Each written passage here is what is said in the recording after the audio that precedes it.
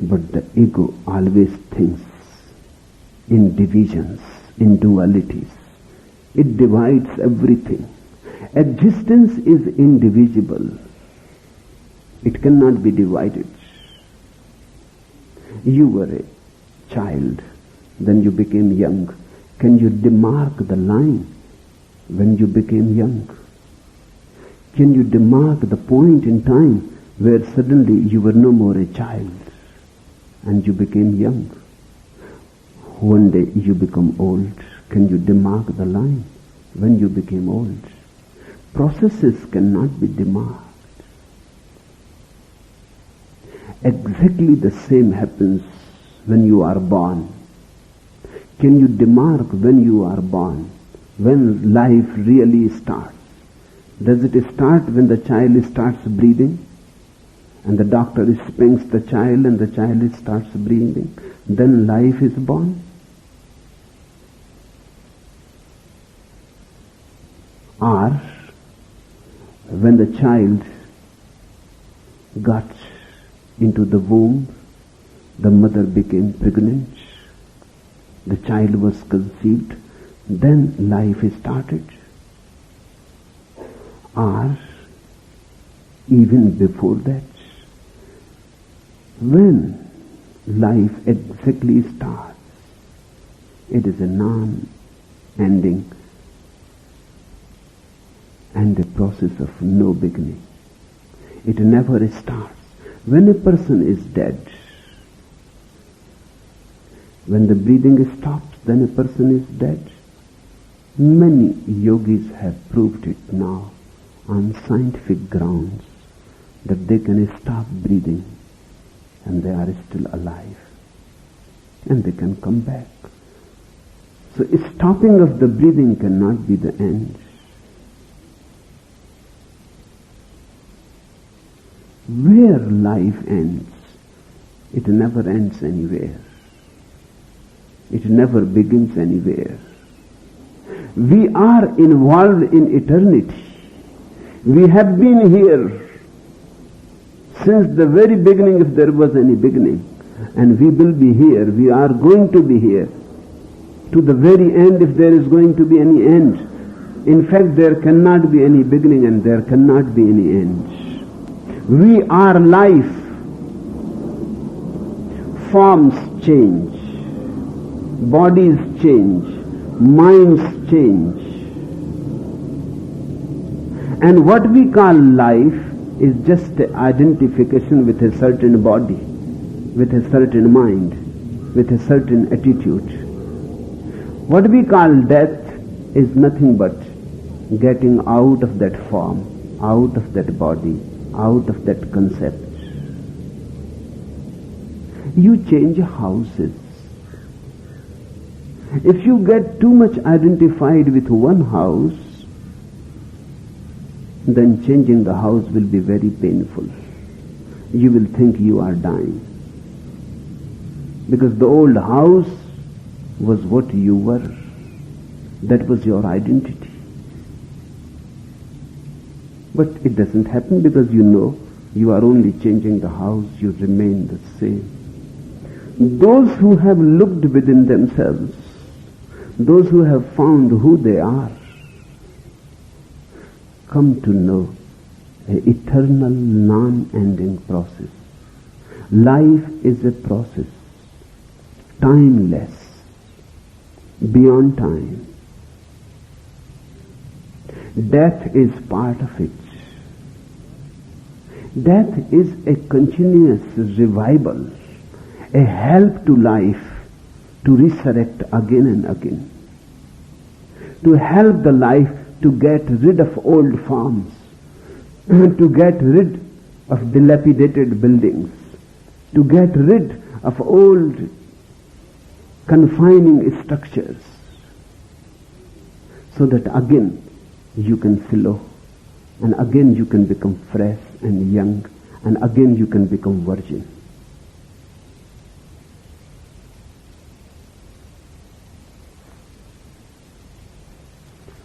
I have heard a man was browsing through an antique shop near Mount Vernon and ran across a rather ancient-looking axe.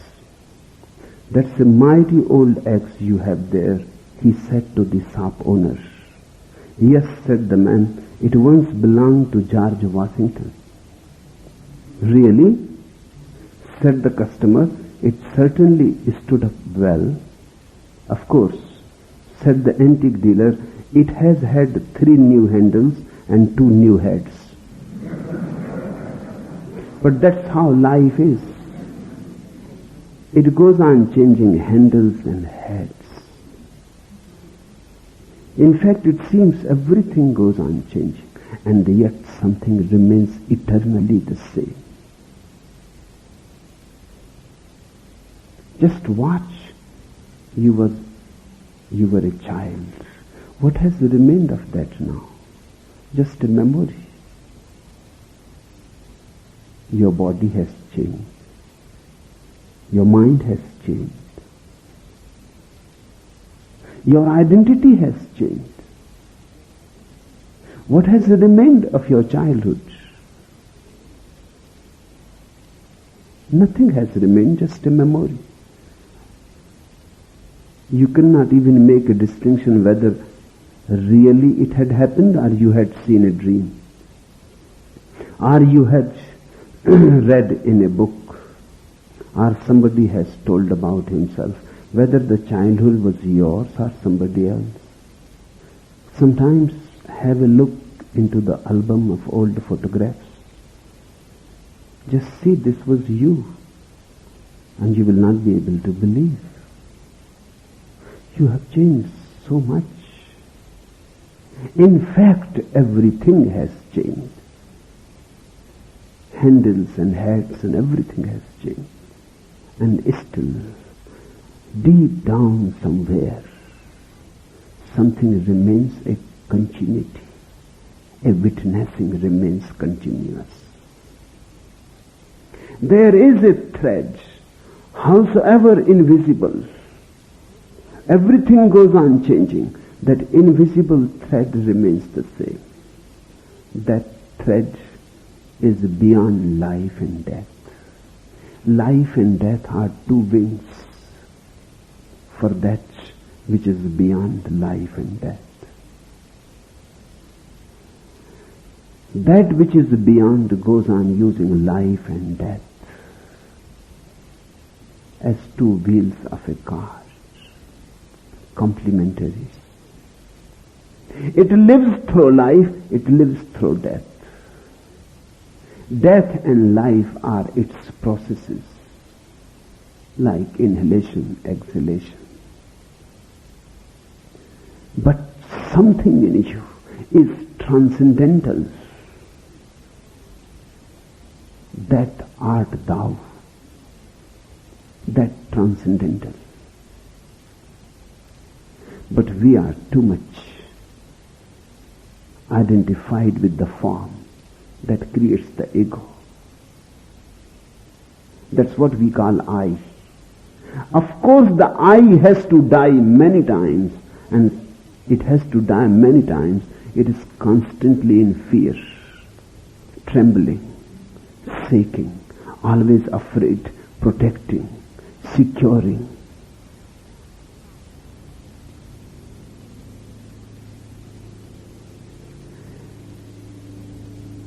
A Sufi mystic knocked at the door of a very rich man.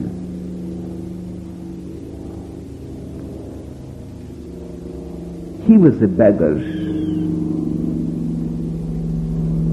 and he wanted nothing but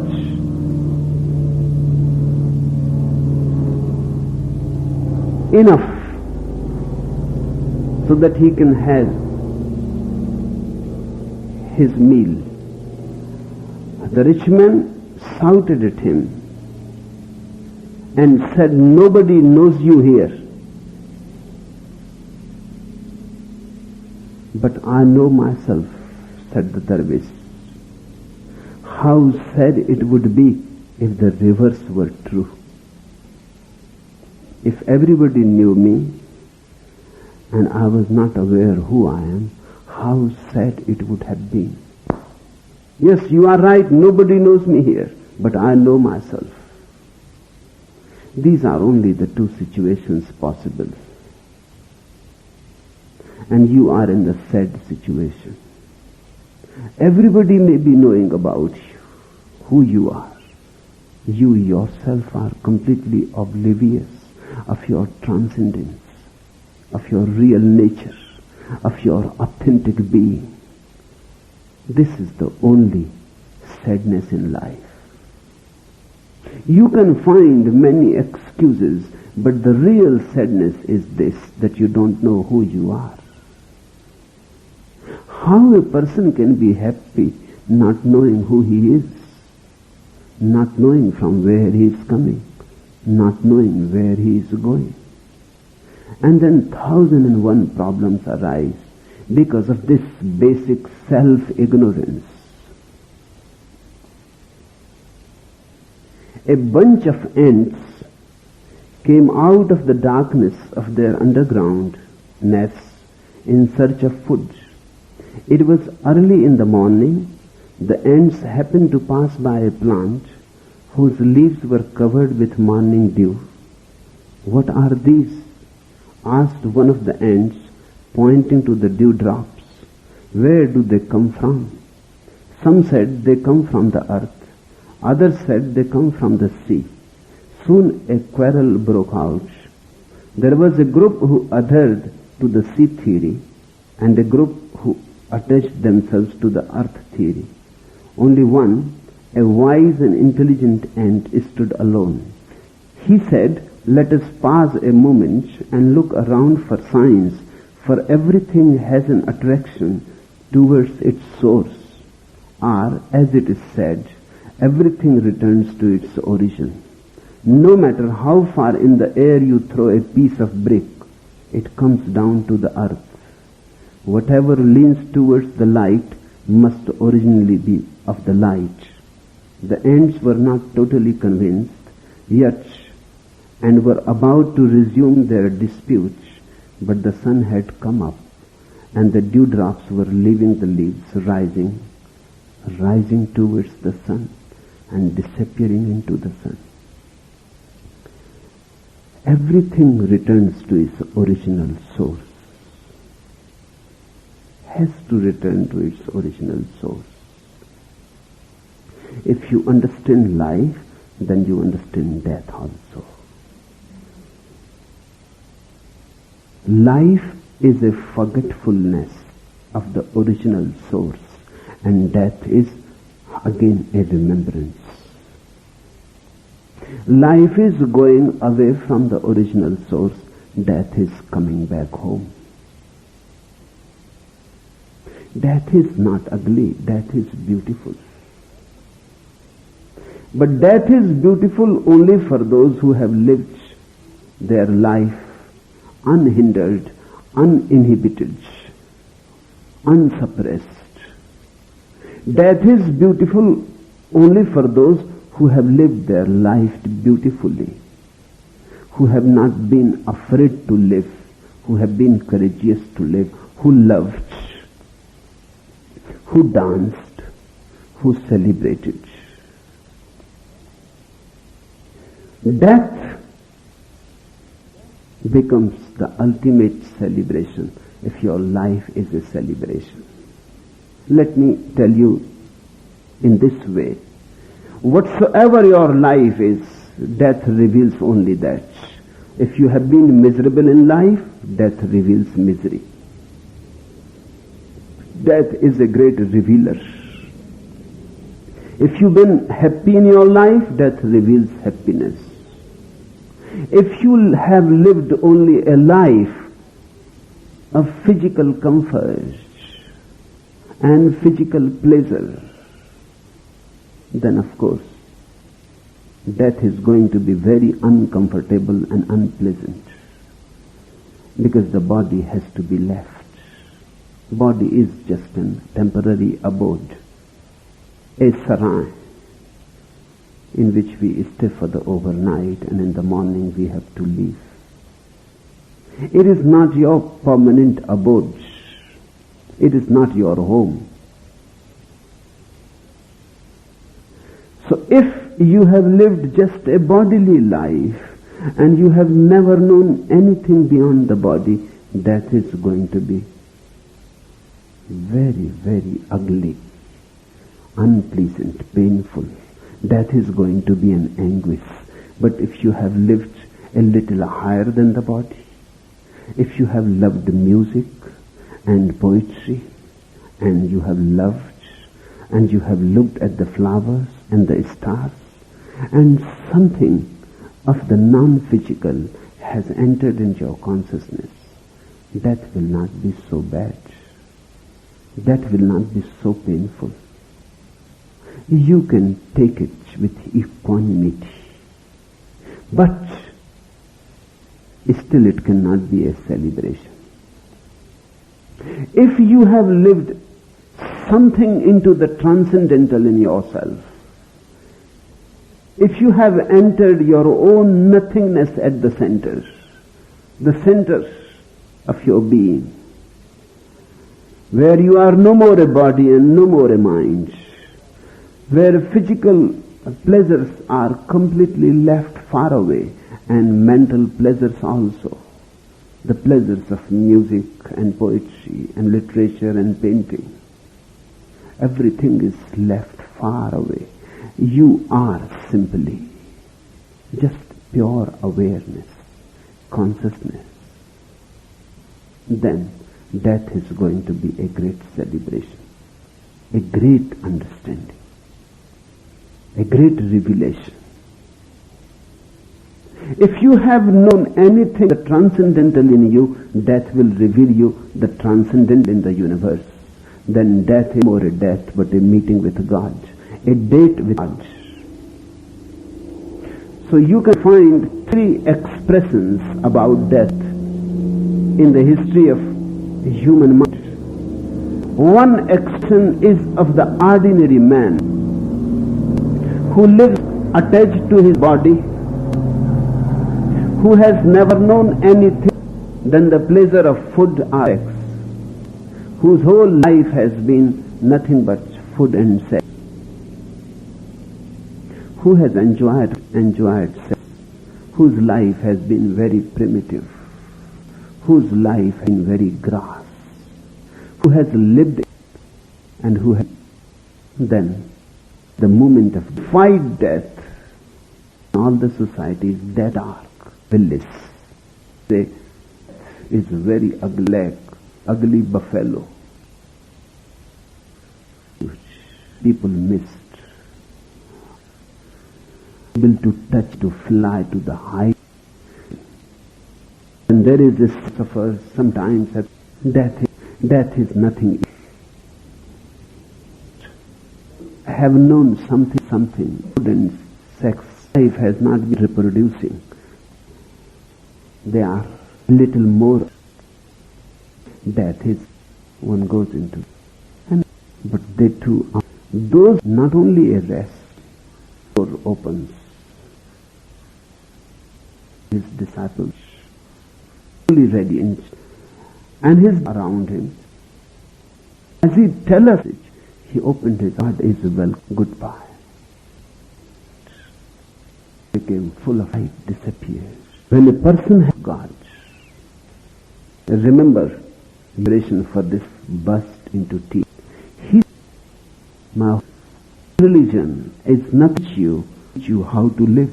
If you know how to live, let me tell you a few things. First, your life is your life. It is nobody else. So don't allow to be dominated by others. Don't allow yourself to be dictated by others.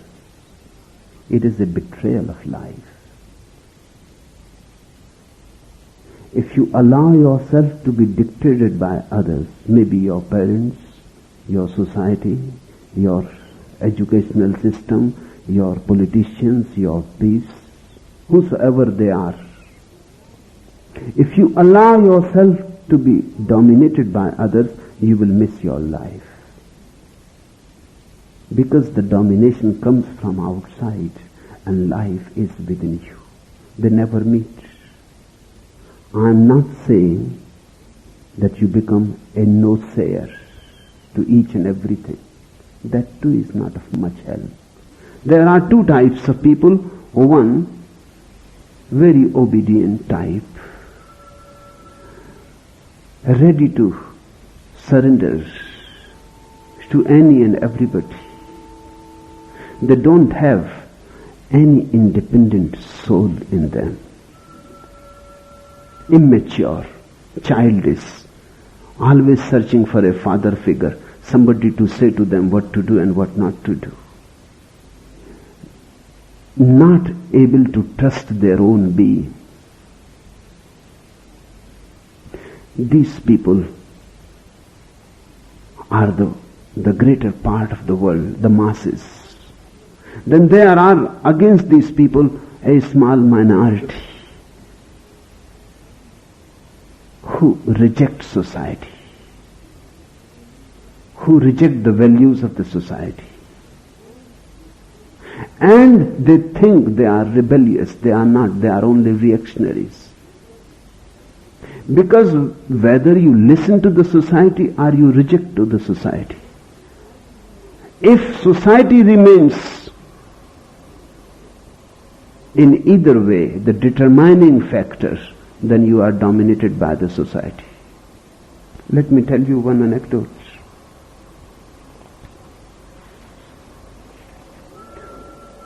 Once Mullah Nasruddin had been away for a while and arrived back in town wearing a long beard.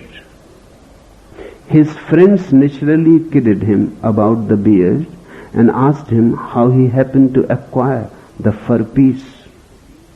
The mullah with the beard began to complain and curse the thing in no uncertain terms. His friends were amazed at the way he talked and asked him why he continued to wear the beard if he did not like it. I hate the blasted thing, the mullah told them. If you hate it, then why don't you shave it off and get rid of it? One of his friends asked. A devilish gleam shone in the eyes of the mullah as he answered, because my wife hates it too. But that does not make you free. The hippies, the yippies and others, they are not really rebellious people. They are reactionaries. They have reacted against the society. Few are obedient, they are disobedient. But the center of domination is the same. Few obey, few disobey. But nobody looks at his own soul. A real rebellious person is one who is neither for society nor against society, who simply lives his life according to his own understanding. Whether it goes against society or it goes with society is not a consideration. It is irrelevant. Sometimes it may go with the society, sometimes it may not go with the society. But that is not the point to be considered. He lives according to his understanding, according to his small light. And I am not saying that he becomes very egoistic about it. No, he is very humble. He knows that his light is very small, but that is all the light that there is. He knows that I may be wrong. He is not adamant. He is very humble. He says, I may be wrong, but please allow me to be wrong according to myself. That is the only way to learn. To commit mistakes is the only way to learn. To move according to one's own understanding is the only way to grow and become mature. If you are always looking at somebody to dictate, Whether you obey or disobey makes no difference. If you are looking somebody else to dictate and then you will decide for or against, you will never be able to know what your life is. It has to be lived. And you have to follow your own small light. It is not always certain what to do. You are much confused. Let it be so. But find out a way out of your confusion. It is very cheap and easy to listen to others because they can hand over you dead dogmas. They can give you commandments. Do this, don't do that. And they are very certain about their commandments. Certainty should not be sought. Understanding. If you are seeking certainty, you will become a victim of some trap or other. Don't seek certainty. Seek understanding. Certainty can be given to you cheap. Anybody can give it to you. But in the final analysis, you will be a loser. You lost your life just to remain secure and certain. And life is not certain. And life is not secure. Life is insecurity. Each moment is a move into more and more insecurity. It is a gamble. One never knows what is going to happen. And it is beautiful that one never knows. If it was predictable, life would not be worth living. If it was, everything was as you would like and everything was certain, you will not be a man at all, you will be a machine. Only for machines, everything is secure and certain. Man lives in freedom. Freedom needs insecurity and uncertainty. A real man of intelligence is always hesitant, because he has no dogma to rely upon, to lean upon. He has to look and respond. Lao Tzu says that I am hesitant. And I move in life alert. Because I don't know what is going to happen. And I don't have any principle to follow. I have to decide every moment. I never decide beforehand.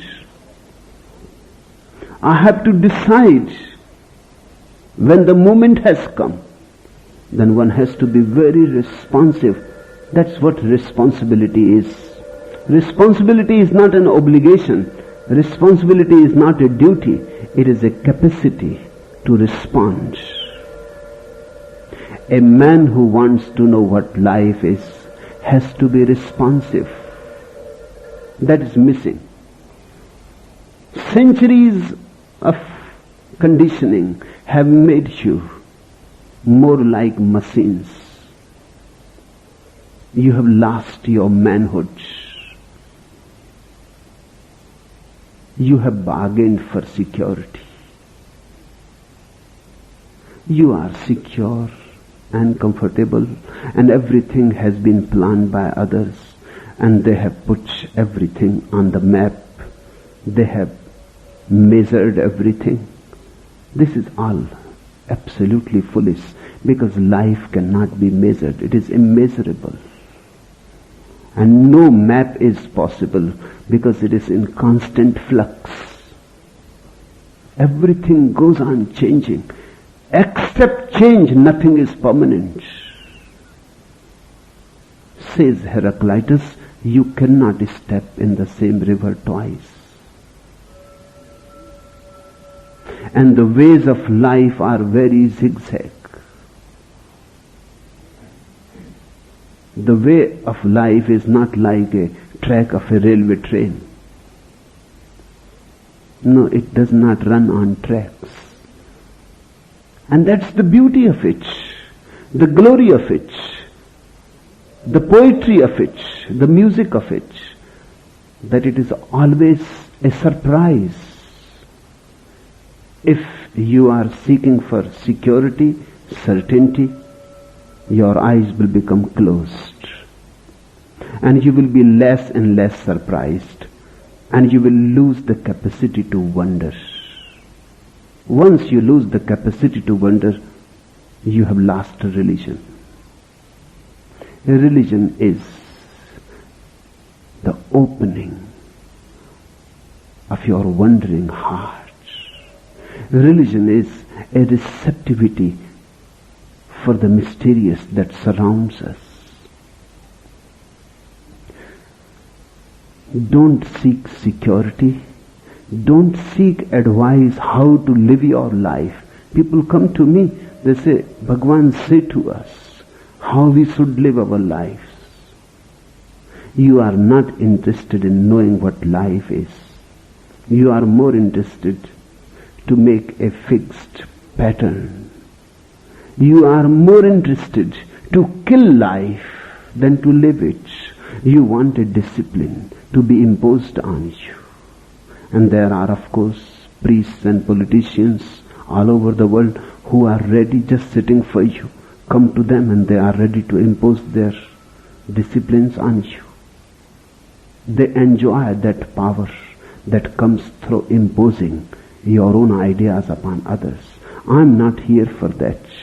I am here to help you to become free.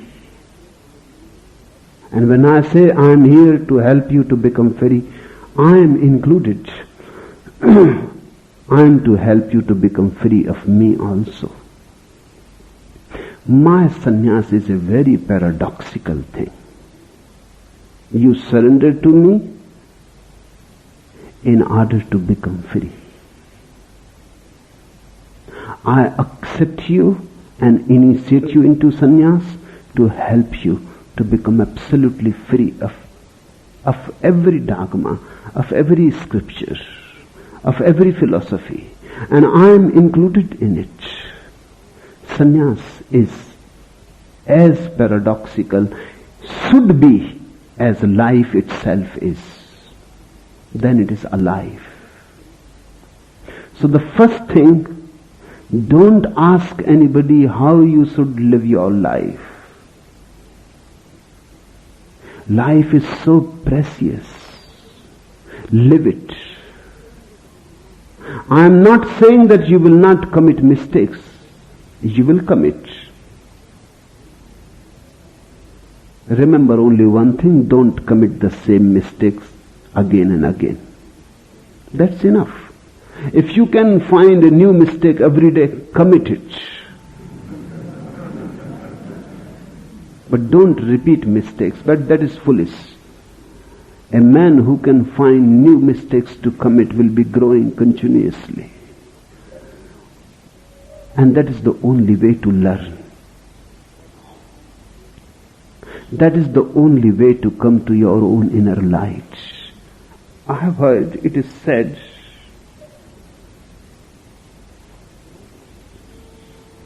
one night the poet Avadi of Kerman was sitting on his porch, a very great Muslim poet, bent over a vessel.